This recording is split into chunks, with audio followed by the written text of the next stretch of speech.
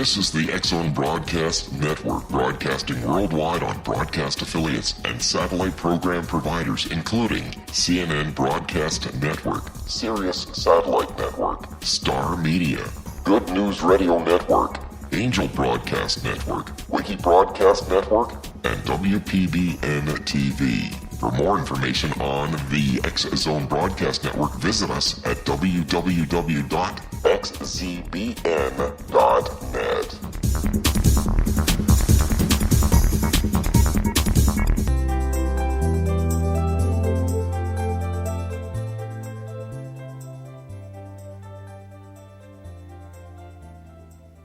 Welcome to Know the Name, Know the Genius in You, where in a single moment you can recognize your brilliance and change your life.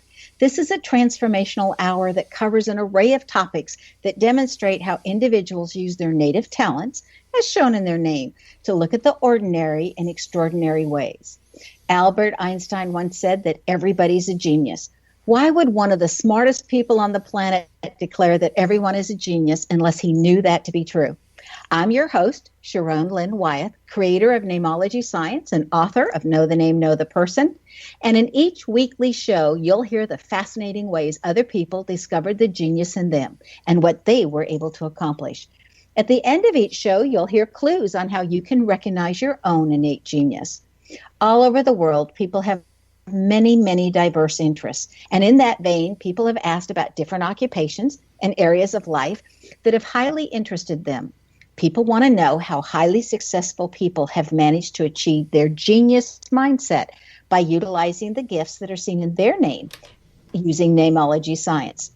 So how does someone express their creative talents, and how does someone share those gifts with others in such a way that everybody benefits? Our expert tonight is Julie Woik. It's W-O-I-K. The last name, who has developed her genius in the area of writing meaningful children's books that teach a core value lesson in each book. Julie is a writer and a poet who has created the character-building children's book series, The Life and Times of Lilly the Lash. Having worked in the field of psychiatry and as a teacher's aide early in her career, Julie discovered her innate ability to connect with others. Her dynamic personality and inherent sensitivity enabled her to relate to children of all ages, and her relaxed demeanor allows her the opportunity to instill the important life lessons found throughout each of her books. In addition to the writing of the anticipated 15-book series, which 5 are completed, she applies her meticulous attention to detail in all aspects of the book's development, from art direction to design layout, printing to distribution, and ultimately advertising and promotion. Julie is also the creator of educational activities and motivational and board games that accompany the series. And this is free for anybody who goes online, so you can be a parent and also use it. Julie's tremendous energy and her own childlike playfulness help her bond with children at book signings and author presentations around the country.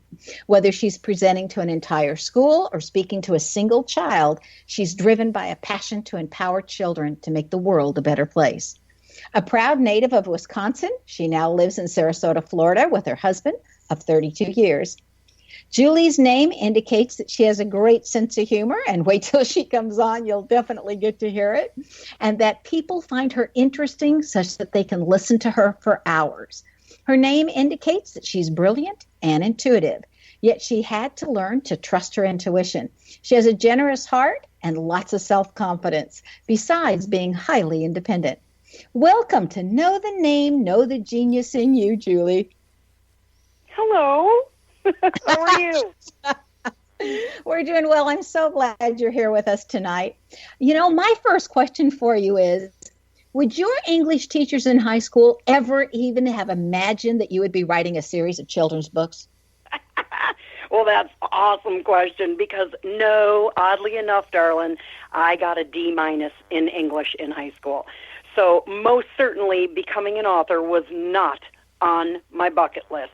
But, you know, life is funny, and it leads you in different directions, and you just kind of have to go with it. And you never know where those places are going to lead you and what you might find at the end of the rainbow. And what skills you decided not to learn while you were in school and then have to pick up later. Absolutely. How did you discover your talent for writing? Well, I didn't really discover it. It discovered me.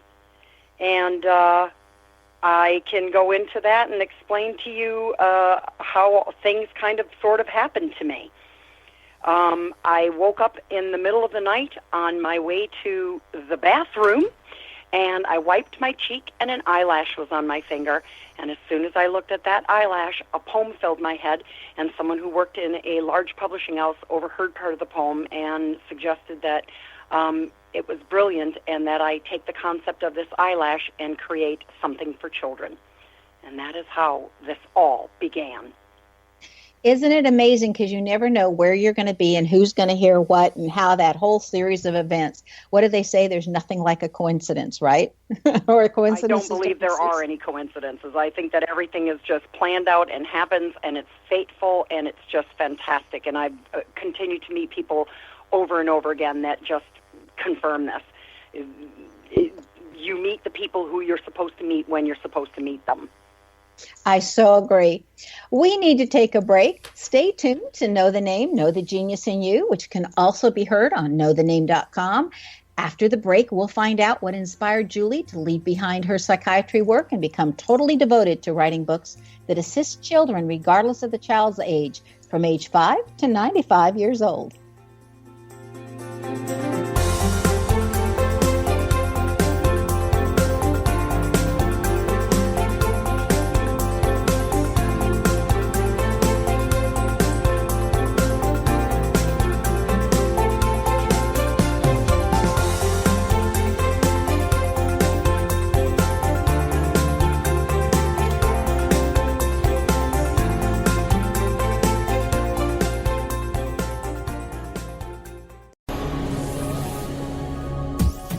This is the X-Zone Broadcast Network, broadcasting worldwide on broadcast affiliates and satellite program providers, including CNN Broadcast Network, Sirius Satellite Network, Star Media, Good News Radio Network, Angel Broadcast Network, Wiki Broadcast Network, and WPBN TV. For more information on the X-Zone Broadcast Network, visit us at www.xzbn.net.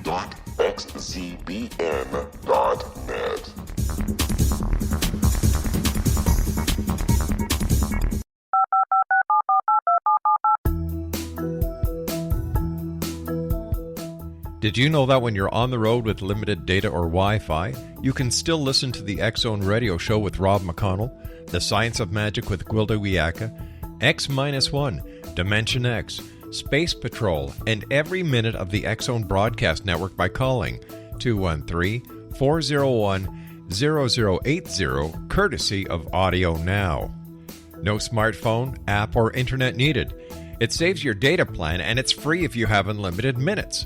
Call 213-401-0080 to listen on any phone, anytime, anywhere. Remember 213-401-0080 for the best of the paranormal, parapsychology, and sci-fi radio programming anywhere, 24/7, 365.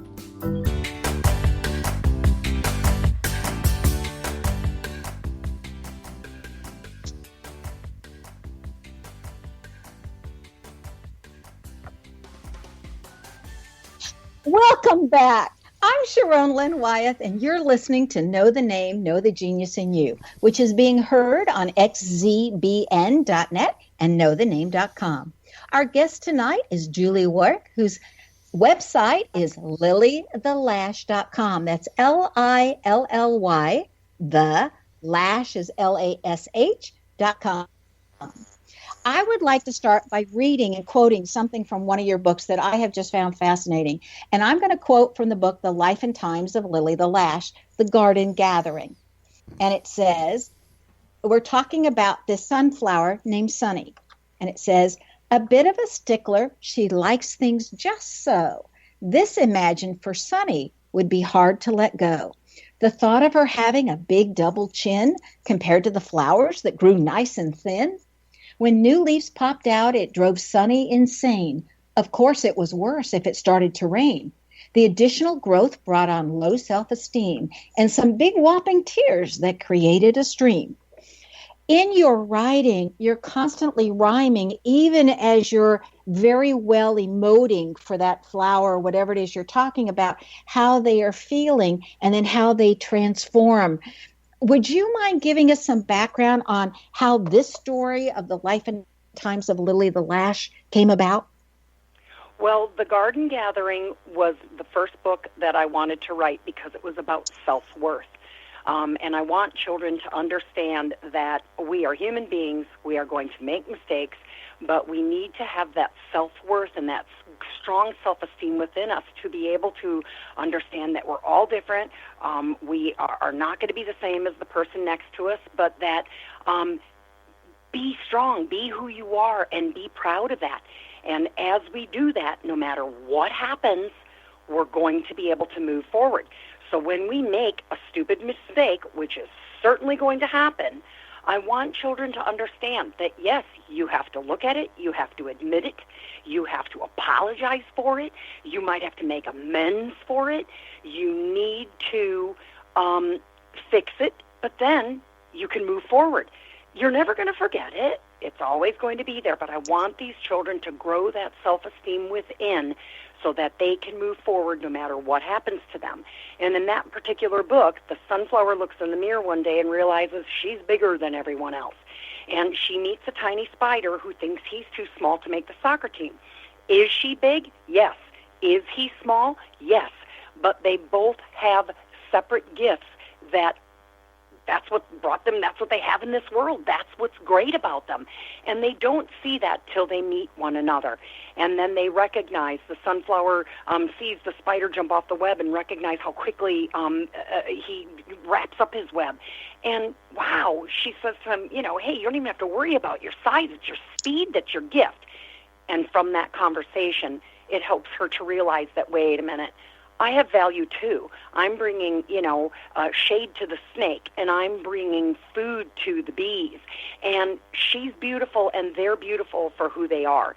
And that is the first and foremost bottom thing that I want children to start with in their lives, because I want them to understand you have to feel good about yourself, because when things are not going well, the first thing we want to do is, give it up, or talk about, like things like suicide that come along eventually in a young person's life, because you don't feel valued. And I need them to understand that we're going to make mistakes, we're going to be different, we must value ourselves 100%. And it doesn't even have to do with children. I have so many friends who come to me to talk to me about their relationships or things that are happening in their lives that aren't going well. And I would probably say 75 to 80% of the issue is their self-esteem, and that they do not feel valued, and they don't know how to stand up for themselves, and they don't know how to move about in a way that makes them feel strong and worthy. And it's just the utmost of importance, and I need children to understand that. You have a lot of booths at different fairs where you go and you sell your books, and you've been doing that for about 10 years. Was it challenging to bring your books and ideas out to people as you got started and had these booths at different fairs? And what was that like? Well, it was such an odd concept, because in the beginning when I started doing it, I seemingly think I was maybe one of the only ones around, because everyone kept commenting that, what are you doing here? Or, you're an author? Why are you here? And I think it made them think that I was like not doing well, and that I was there because, hey, I had no other way of getting rid of these thousands of books in my garage. But it was quite the opposite. A lot of authors start that way. Absolutely. Okay. But it was, I'm meeting the people. I'm meeting you, and I'm literally explaining to you. I'm right in front of you explaining to you what the value to this book is. And, of course, it's a children's book, so it's not a novel, so that makes it much easier, because they can stand there for, 5 minutes and pretty much be able to read the whole book and get the whole gist of it.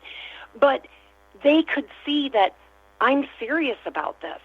I need these lessons to be taught to the children. I need our world to become a better place. I need these books delivered to children who are going to love and be entertained by that book, but then learn that lesson and move forward in their lives, making much better choices and doing things like shaking a hand and making a promise and following through. No lawyers needed. Hey, I'll come over and I'll help you fix your house. Hey, if something happens and you can't make it, that's okay. Then call your friend and say you can't make it, and you'll make it some other time and make new arrangements. But don't not call. I just need these kids to follow through with these character-building lessons. You don't have to like someone. You don't have to agree with them, but you do need to respect them. And if you take a minute to listen to somebody's opinion, who you don't agree with, you might not like that guy or that girl, but you just take in for a minute what they're saying, wow, you might actually learn a lesson from that alone. Hey, you know what? Wow, this person came from this different environment, and, they see things differently, and, they don't see it the way I do. I can understand now how they feel about that. I still may walk away from that feeling strong about the way I feel about it, but I most certainly have now opened my mind to realize that, hey, you live differently, and I see where you're coming from.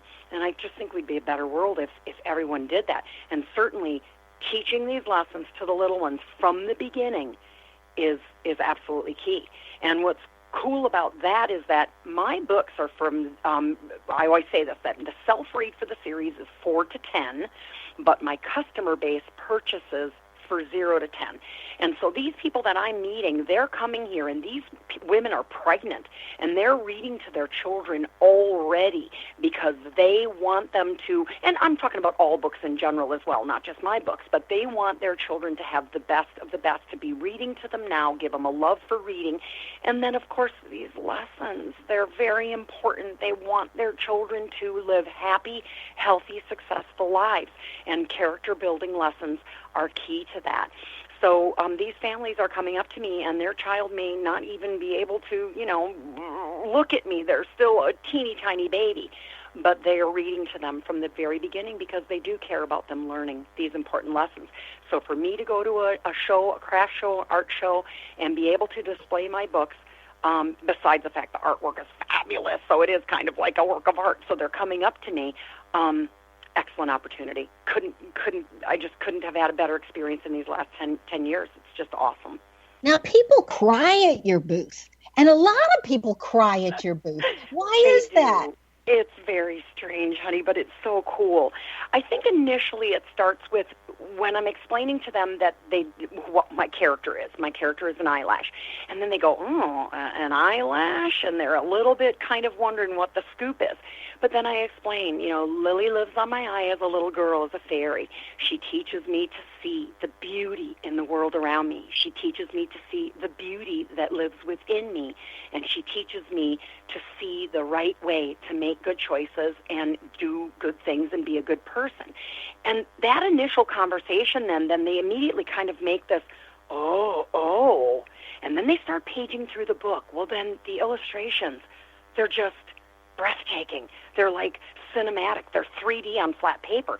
So now these images are jumping off the page at them.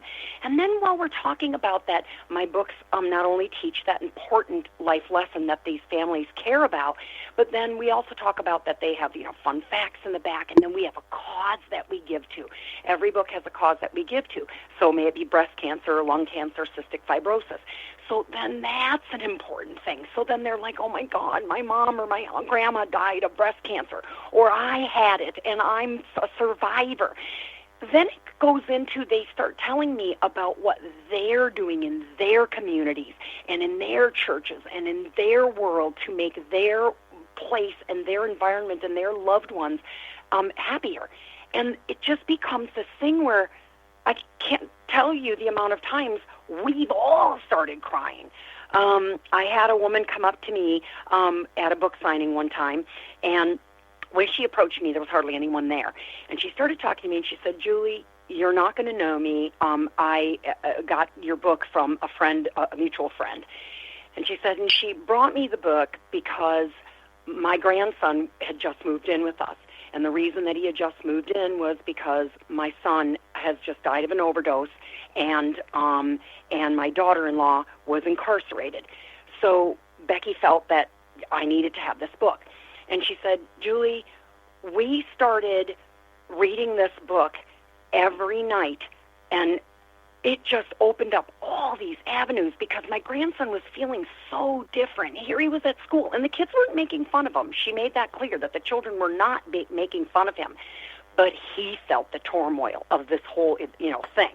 And so she said, Julie, we started talking about all the issues, about how we were different and how, people are different and, and how does this matter? And she said, Julie, my husband and I and my grandson, we just really grew from this book. And so as she's talking to me, people started gathering around our table. And, they were looking at the books, but they were actually more concerned because she is sobbing. Tears are streaming. Now they're coming down my face. These people are standing there, and all of a sudden, they start getting teary listening to what she's saying.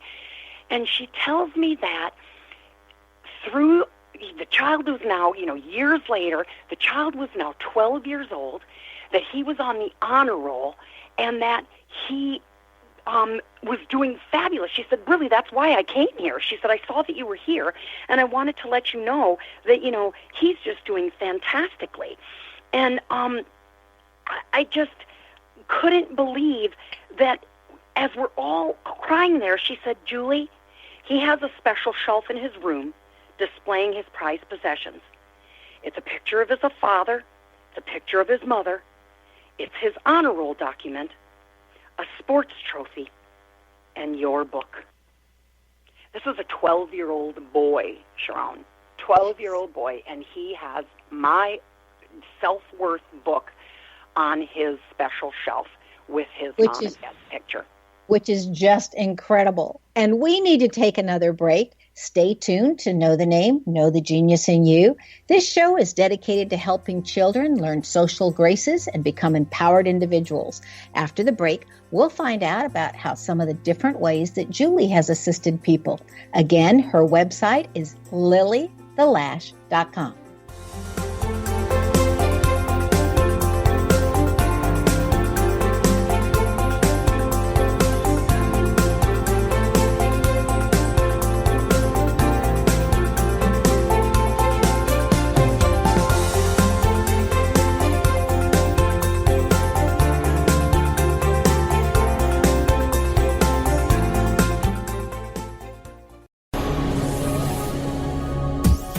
This is the X-Zone Broadcast Network, broadcasting worldwide on broadcast affiliates and satellite program providers, including CNN Broadcast Network, Sirius Satellite Network, Star Media, Good News Radio Network, Angel Broadcast Network, Wiki Broadcast Network, and WPBN TV. For more information on the X-Zone Broadcast Network, visit us at www.xzbn.net.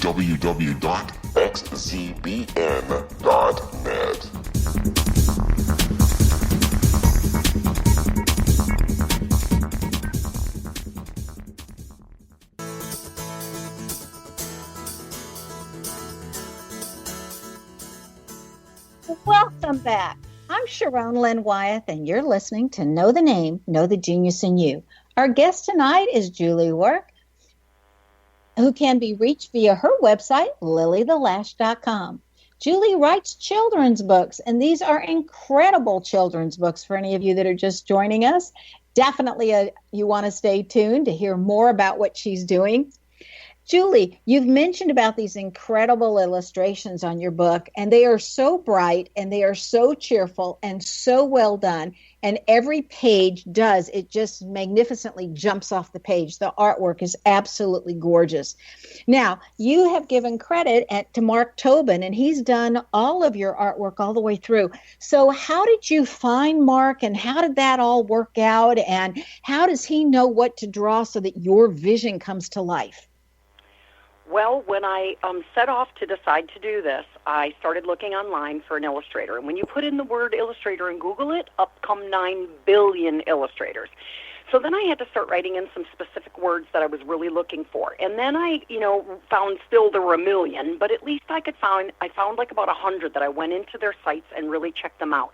I liked about 20 of them, and I emailed them explaining my situation and so forth. They would email me back and explain that, they didn't have time. They didn't do children's books. They may be able to help me, but they were too expensive. There were various reasons that it wasn't working out. Mark Tobin didn't email me back. He called me. And from the minute we started talking, we were speaking over one another. We were laughing. 23 days later, I was flying to Pennsylvania and stayed at his house for the weekend and met his girlfriend and hung out there, and just an amazing experience. We have this, you have to find the person who can sort of get into your head and help to bring that onto the paper. So now when I write the story, I write it and then I send it to him and then I let him read it.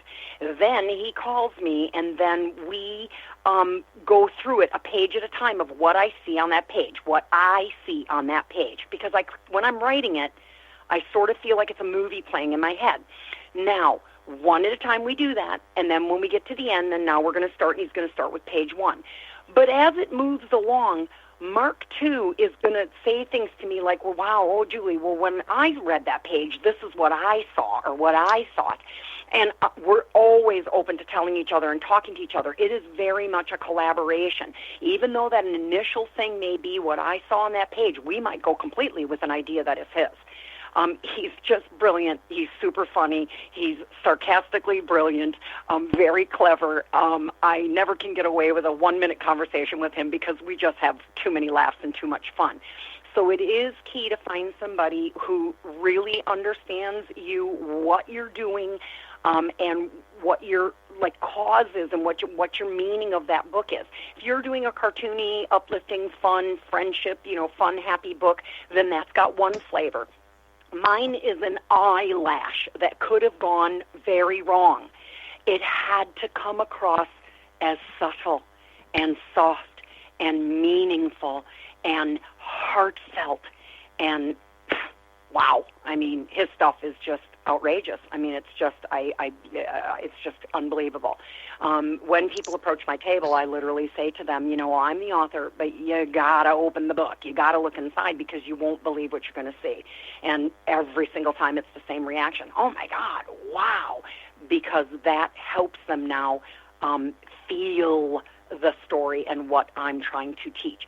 So the books are absolutely entertaining, but it's that underlying lesson that we're sneaking in because of Mark's wonderful illustrations. The child's just being entertained, but I'm sneaking in that lesson when they're not looking. Speaking of children, you give school presentations to young people, and you're able to so keep in a huge assembly all those children's attention while you're presenting. Now, I have what I want to think of as way too many years in that classroom, even though I've loved every single one of them and loved seeing the children learn. But I'm only dealing with between, 24 to 30 children at a time. And here you have hundreds. How do you manage to keep their attention while you're talking to them?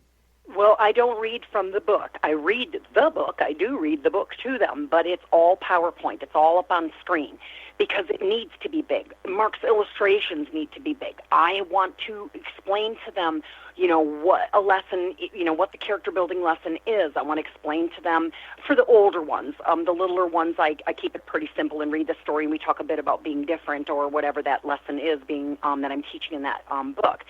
But for the children 2nd grade through 5th grade, I'm talking to them about how Mark and I make the illustrations and how, we make this happen and, the printing process and, the binding, and the kids are super interested. I'm very animated, so I'm up there and I'm throwing my arms around and I'm talking and we're laughing, and it's interactive. They get to ask me questions. I explain to them, hey, you got a question, raise your hand, let's talk about it. So lots of that kind of stuff makes children more interested. They're not just sitting there bored. They get to be part of it and ask me questions, and many of these children want to write their own books. And in lots of classrooms, they are doing that. They're already authoring these, different storytelling things. And then the last thing that I do is I give, especially the boys, hints on how to write a good story. Like, for example, don't write a sentence like, I walked down the street. okay, what did you hear? What did you smell? Did you step in some gum? All you have to do is add a couple of things. I was walking down the street and stepped in gum. Suddenly I heard the church bells ring, or dog bark. And as soon as I give that little hint, you can just see their faces light up. They just are like, bing, the light bulb went off. They get it. And that's what's cool, because they're so excited about hearing me, and they know from the very beginning that they're not just going to be bored. I'm not just going to be sitting there telling them stuff. They get to tell me and teach me stuff too. One of the Garden Gathering, the first book about self-worth, I'm in first grade, so there's a 6-year-old boy, and when I ask the question, how are we all different? You guys, raise your hands and tell me, how do you think we're different?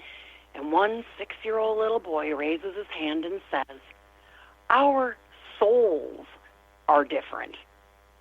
And I looked around at the teachers, and I got all teary, and I said, well, how old is this little one? I mean, I just couldn't believe it. So clearly, this young man has been talked to about what, to some degree on his level, obviously, what a soul is, and just fantastic. Kids are just awesome, and I breed off that. That's inspiring to me. I may be inspiring them, but they most certainly are giving it back. Talking about that, you also work, besides with children, with older people, with psychiatry. And just for a brief moment, would you mind talking to us on your days with patients who would say like some crazy things, like there's a pink elephant in this room? Well, I always loved that pink elephant. So, and if I could put some jewels on it and add some earrings hanging off that big elephant's ears, I would do that. My philosophy, and many of the team that I worked with at the hospital in Sarasota, was if that patient is not hurting themselves or others, and this is a delusion that is, simply making them happy, or they feel safe, or they're, having a good time, that's okay. So we often would be engaged in that that delusion that person was having. And I can't tell you the amount of laughs we've had as well with that, just because you don't have to get rid of the pink elephant. And I think almost the relief to that patient, not having to fight with them to say, there is no pink elephant. There is absolutely no pink elephant. Stop saying that, Joe. Stop saying that, Susie. Well, that's not helping them, because to them, the pink elephant's there. So, yeah, I enjoyed enjoyed so much working in psychiatry. It was just that it was just a little bit, I just needed to move on to other avenues of my life.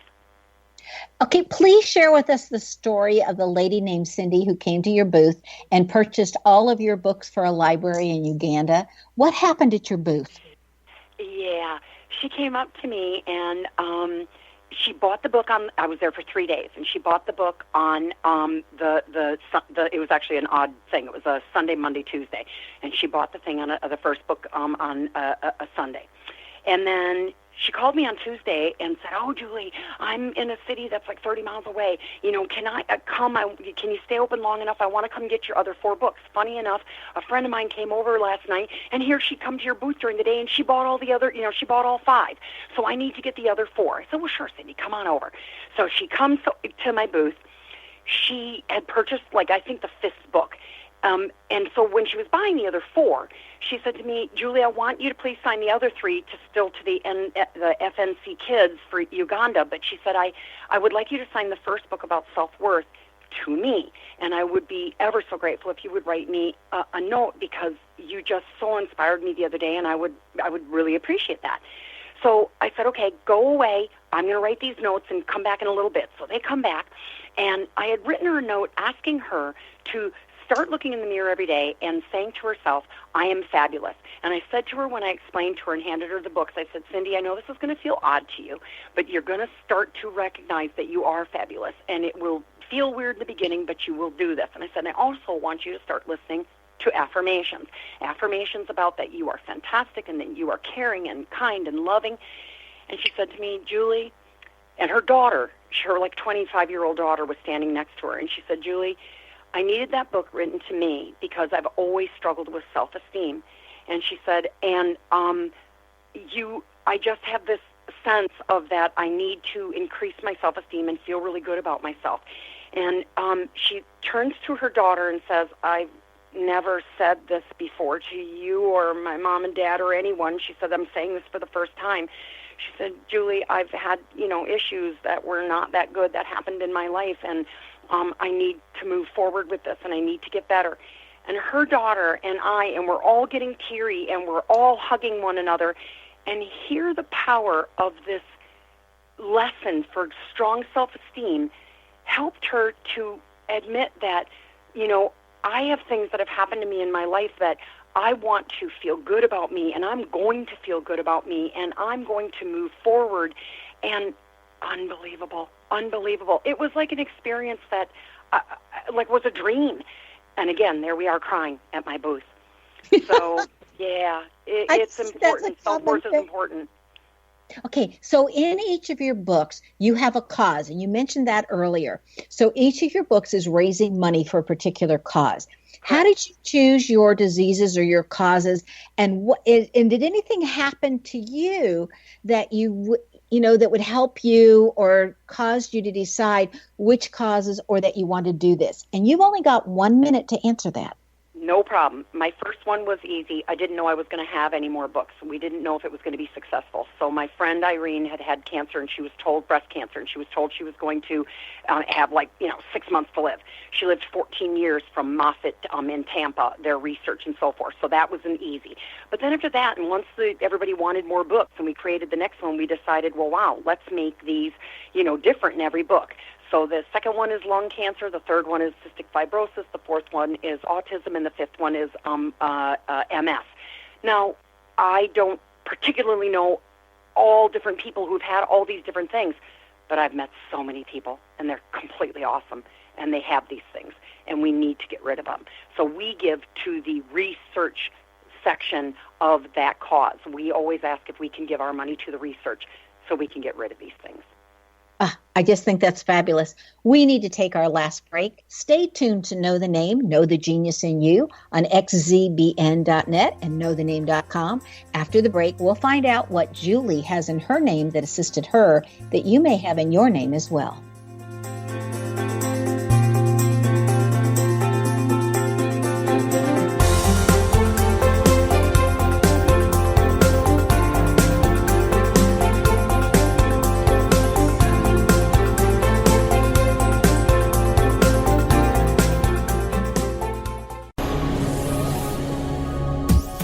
This is the X-Zone Broadcast Network, broadcasting worldwide on broadcast affiliates and satellite program providers, including CNN Broadcast Network, Sirius Satellite Network, Star Media, Good News Radio Network, Angel Broadcast Network, Wiki Broadcast Network, and WPBN TV. For more information on the X-Zone Broadcast Network, visit us at www.xzbn.net.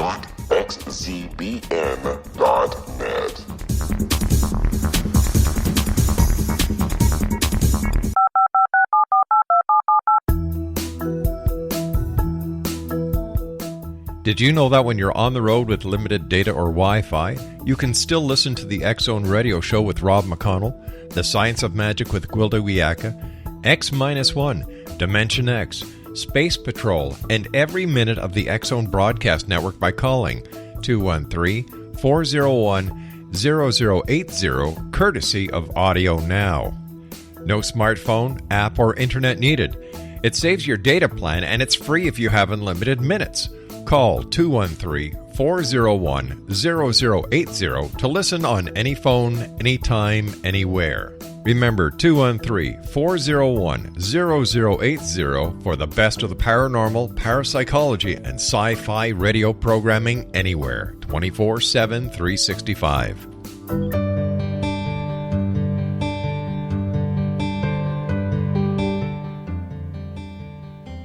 Welcome back. I'm Sharon Lynn Wyeth, and you're listening to Know the Name, Know the Genius in You. Our guest tonight is Julie, and I'm going to slaughter this name one more time. Julie, I'm sure, just like my last name is hard for people to say, yours is. How do you tell people to pronounce your name correctly? Well, my last name is pronounced Woik, and how I say that is I woik all day and I woik all night, and that is about correct. So And it's Woik. And her Correct. Instead of an website. R, instead of an R, it's an I, and it is, once you kind of see that, and then, she Woik. It's kind of like I'm from New Jersey. Anyway, your website is lillythelash.com. And Julie's taken her fabulous communication skills to a level where she's able to write enticing stories that share how to have ethics and get along in today's world. She serves others in this capacity. Julie, what's the basis of your deep desire to serve other people? Well, I think when I started working in psychiatry, well, let's back up a second. I came from an awesome upbringing. My mom and dad were like June and Ward Cleaver type thing. They were firm, they were loving, they were caring, they loved each other, it was safe. All of those things that a child dreams about, I had in parents. And then I started working in psychiatry. And like day one, I came home that evening and I remember laying in bed going, oh dear, these people didn't all come from the same environment that I did. And that has always stuck with me. It stuck with me when I worked with them, to never judge, to never assume, to be compassionate and to have empathy, because people experience very different things. But then with teaching these lessons, I feel like these character-building lessons are the basis to all of us living a happy, healthy, successful life. If you know that, the importance of sharing, or the importance of honesty, and that, okay, yeah, you screwed up, you took that and you shouldn't have done that, but you go and you explain to the people, I did this, I'm sorry, here it is, I'm sorry, or you could have even spent the money already, but you explain what you did and you come clean, set things straight. I'm sorry, but even that bad experience, even that, bad choice experience, that builds your character, and that makes you feel good about yourself, and that builds self-esteem and good character. Now you turn around, and the next time, it's not going to happen that way. It's just not. You're going to feel so good about yourself, you're going to make the right choice. And we got to get back there, Sharon. I'm worried about our world. Everybody who I talk to and comes to my table and meets me is worried about our world. However, having said that, hope lies in the future. Hope is in these children learning these lessons and being able to move forward and teach us adults, by the way. When I'm at a school and I see a child do something, open a door when they don't have to, they run over there. They actually stop playing to run over and open the door for someone, not a teacher, somebody else. When their hands are full, I'm being reminded to be a better person. And we need that. We just absolutely need this. Well, some of this is you're in Florida, and I've been in Florida now for a year, and I have found people incredibly gracious and friendly and thoughtful in the state of Florida. Well, I think one of my super blessings is that I am in Florida, based in Florida, because everybody around the world comes visits to Florida. So it's such a tourist and such a place to come on vacation that I'm not just, I think, oh my God, value-based Wisconsin for sure. But, I can only do shows at certain times of the year. And a lot of people are kind of local within the surrounding states even. Where when I'm in Florida, I'm meeting them from all these other countries, Germany, England, Australia, Indonesia. They're coming from everywhere, nonetheless, our states. And these people are then taking my books. Yeah, I can make them, and I can create them, but I need them delivered. So they're taking them back, and they tell me. They're so excited to say, this is going to Utah, this is going to Ohio, this is going to Maryland, this is going to... These people are just lovely. I know we have concern for what's happening in our world, and much of the newscasts tell us that there's trouble and that we're going to hell in a handbasket. But I'm telling you, there's hope for the handbasket. I'm meeting these people. I'm meeting them every single day, and they are making and taking time to email me, call me, text me, to tell me experiences of when they took the book home. And, Grandma and Grandpas tell me this often. Julie, I only bought one because, my daughter-in-law and son, or son-in-law and daughter, they're funny. We bought gifts and they always haven't loved everything we purchased, so we try to be careful. We don't want to overburden them with things they don't want or don't need. So they've only purchased one book in the beginning. And then they'll say to me, Julie, oh my God, not only did the kids love it, the parents loved it too. So now we're back and we need the rest. And they tell me these things. And the children aren't just asking for book 2 or book 4 or the one with the milk carton. They're asking and saying, Grandma, you're going to Florida. Could you get, I want that book on respect. Or I want that book that's in the jungle about balance. Really? You got a 6-year-old asking for a book about balance? I love that. I love that. So they do get it. And when I'm at these schools speaking, I see and listen and hear they do get it. And they do need this structure. They want this structure. And we as adults need to give it to them. So we are on the cusp of some kind of a big situation occurring where the books in about a year should be in 80,000 retail stores around the country in various formats. And we're talking everywhere from the Dollar Tree for $1 all the way up to Nordstrom's. And we could not be more excited because part of our mission has always been get these books into the hands of children everywhere, no matter what the economic status is. And then they can get the book, and then even if they're borrowing it from the library, let's even just say that, they don't even purchase it, they borrow it from the library. All of the educational activities are free that go along with them, always coming back to learning something in that book. May it be mathematics, learning to print, word searches, or specifically about that particular lesson in itself. Well, I happen to love your board game that you made. I thought, how clever is this? Yeah, okay, and that was got another question for you. Okay, go ahead. Okay, if you could change one thing about people's understanding or how they look at the world, and that's for anybody of any age, what would it be? If I could get them to say that again, If you could change one thing about everybody's understanding or as how they look at the world, what would that be? I think that we all need to understand that we all are in different circumstances, and we need to be empathetic and compassionate to one another. We need to teach one another lessons. We need to learn them and value them, and then we need to be examples to one another. And that is how our world's going to move forward and become a better place, is by being a better person. It's contagious. Once you start being a smile, you smile to someone, then they smile back. Oh, and then all of a sudden, now we're talking to other people in the grocery store and we're having a little laugh. Okay, that may only be a minute little conversation or a minute little thing, but you don't know that person might be sitting home. One of those people might be sitting home on their own very quietly, and they needed that interaction. We need to reach out.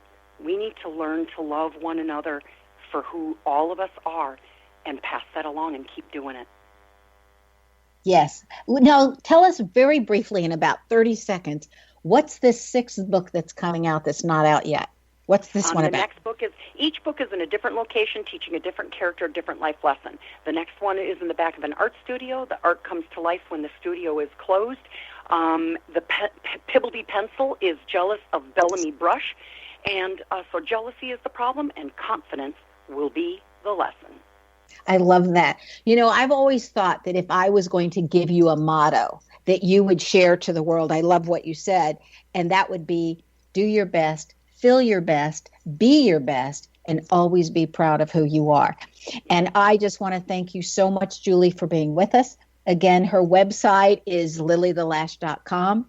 Julie's name indicates that she excels at saying things in an interesting way and has a great sense of humor. This is really apparent in her books. This is found in the first vowel of the first name being a U. If your first vowel in your first name is a U, you too have this talent and can decide to utilize it. Do you want to know where your genius lies? I'm Sharon Lynn Wyeth, host of the radio show, Know the Name, Know the Genius in You, which can be heard every weekday at various hours right here on xzbn.net radio, an X-Zone radio station, and on knowthename.com. Tune in to hear the fascinating ways other people have discovered the genius in themselves and what they were able to accomplish in each upcoming show. You're going to hear clues on how you can recognize your own innate genius. For all the days and times of Know the Name, Know the Genius in You, please go to www.xzbn.net and check out our broadcast schedule. And if you wish to know how to read a person's name to know the insights, this is the perfect time, as the last class for Namology Science for this year is starting online this month.